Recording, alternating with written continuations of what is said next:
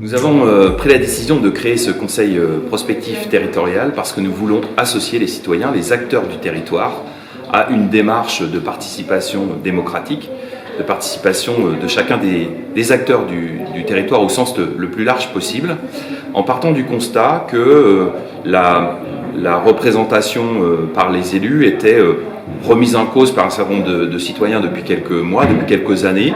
au travers de différents mouvements, et que de plus en plus les citoyens souhaitaient accéder à des espaces de concertation, de participation, de proposition, être force de proposition sur des politiques du quotidien qui concernent chacun de ces citoyens. Et donc c'est pourquoi nous avons, sans remettre en cause notre institution, sans remettre en cause le rôle des élus sur le territoire, nous avons décidé d'associer au plus près donc du travail des élus, d'associer des citoyens dans une fonction toute particulière qui est celle de la participation à un mouvement démocratique au sein du conseil prospectif.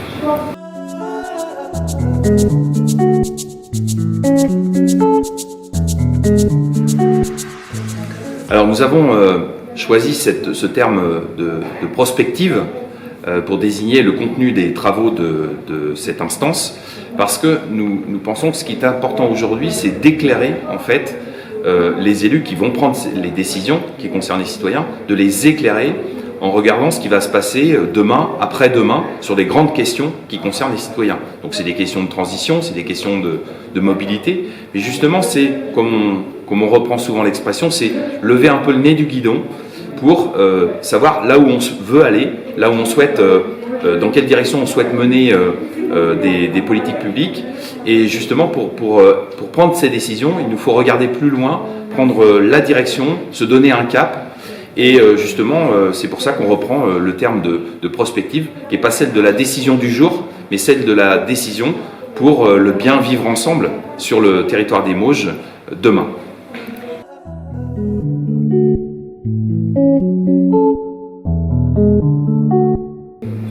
Alors dans son fonctionnement, dans son animation,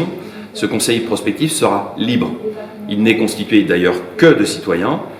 Alors je dis citoyens, en tout cas, il n'y aura pas d'élus au sein de cette instance du conseil prospectif, justement pour nourrir,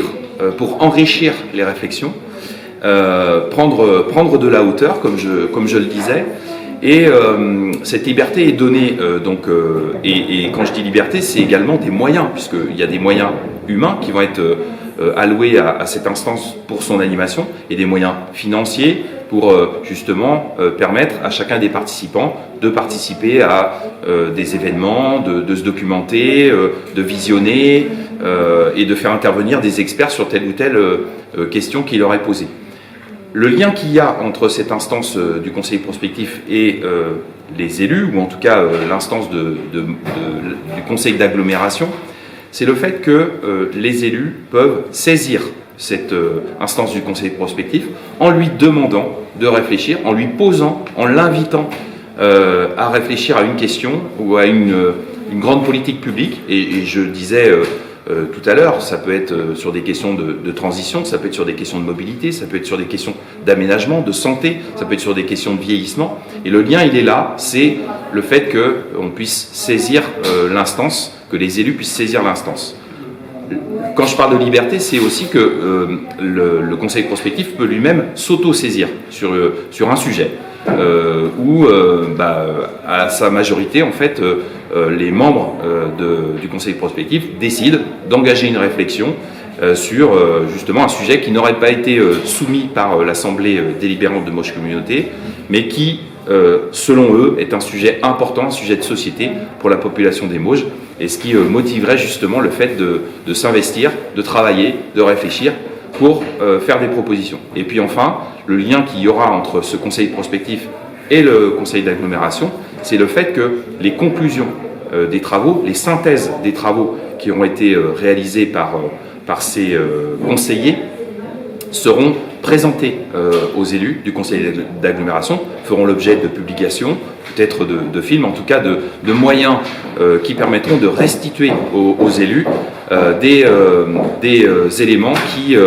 qui seraient donc issus de leurs travaux, donc de manière synthétique, et encore une fois avec pour objectif d'éclairer la décision des élus qui représentent la population et qui prennent des décisions structurantes pour le territoire.